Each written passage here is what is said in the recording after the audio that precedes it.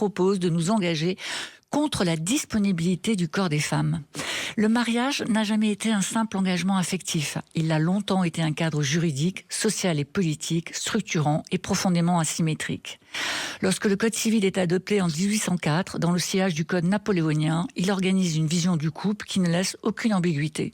L'homme est le chef de famille, la femme lui doit obéissance et le mariage institue une communauté de vie qui inclut de fait une disponibilité du corps féminin. Le consentement est requis pour entrer dans le mariage, mais une fois celui-ci conclu, il devient acquis pour tout le reste, y compris dans l'intimité. Là s'installe un rapport de pouvoir où le corps des femmes n'est plus pensé comme un espace autonome, mais intégré dans un ordre familial, social, moral. Le mariage devient un cadre qui structure les droits et les devoirs, parmi eux, celui qu'on appellera le devoir conjugal. Un devoir qui ne figure pas explicitement dans le Code civil, mais qui s'est construit dans la pratique, dans la jurisprudence, dans l'interprétation du droit.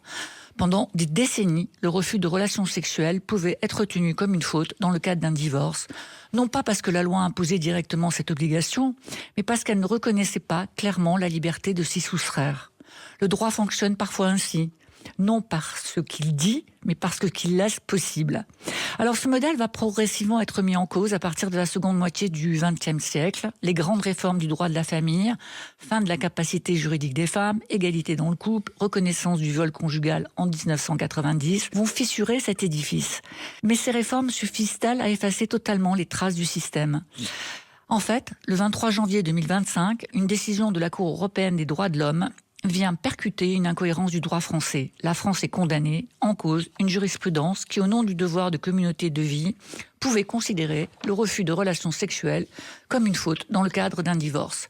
La Cour tranche, contraindre, même dans le mariage, est incompatible avec la dignité humaine et le droit au respect de la vie privée. Cette décision agit comme un déclencheur, elle met fin à une zone grise que le droit français n'avait jamais totalement assumée, et dans son prolongement, une proposition de loi est déposée, elle vient inscrire noir sur blanc ce que le droit ne disait pas clairement. Le mariage n'implique aucune obligation sexuelle, l'article 212 du Code civil est complété, chaque époux respecte le consentement de l'autre, l'article 215 est clarifié, la communauté de vie n'implique aucune obligation d'avoir des relations sexuelles.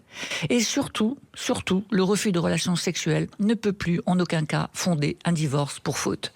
C'est une rupture nette, une mise en cohérence entre le droit civil et le droit pénal, une ligne enfin posée. Oui, juridiquement, c'est terminé. Le mariage ne donne aucun droit sur le corps. Le consentement est la règle, sans exception.